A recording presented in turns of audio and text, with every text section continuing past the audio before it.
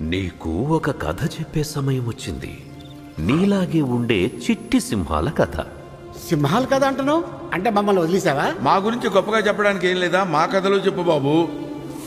పుట్టుకతో అన్నదమ్ములు కాకపోయినా ముఫాసా, స్కార్ అనే పేరుతో పిలువబడే యువరాజు టాకాల కథ ఇది. హే, నీ పేరేంటి? ముఫాసా. నేనొచ్చేంత వరకు ఆగమన్నానా? వాణ్ణి ఇక్కడెలా వదిలేమంటావమ్మా? నియమాలు ఎవరికైనా ఒకటే టాక. మహారాజు ఒక అనామకుణ్ణి ఆదరించరు. నేను అనామకుణ్ణి కాను, దారి తప్పాను అంతే.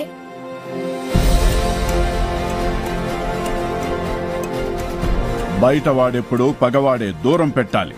టాకానే మన కాబోయే రాజు. రాజవంశాన్ని మనం కాపాడుకోవాలి. కానీ నాన్న, నేను ముఫాసాని కాపాడాను.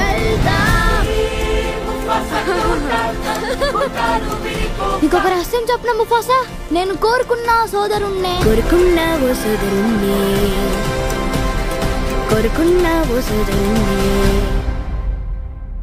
అప్పుడప్పుడు ఈ చల్లని గాలి నా ఇంటి నుంచి వచ్చే జ్ఞాపకాలని గుర్తు చేస్తున్నట్టు అనిపిస్తుంది. అంతలోనే మాయమవుతుంది.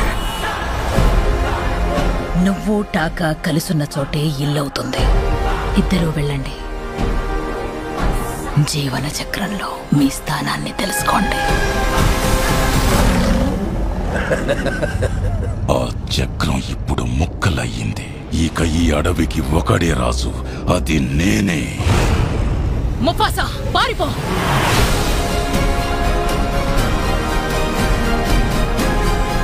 మనం ఒక్కటిగా పోరాడాలి. పోరాడితే పోతాం. మీ సావు మీరు సావక నన్నెందుకు లాక్కొచ్చారా బాబు? నేనుండగా నీకేం కాదు టాకా, భయపడకు.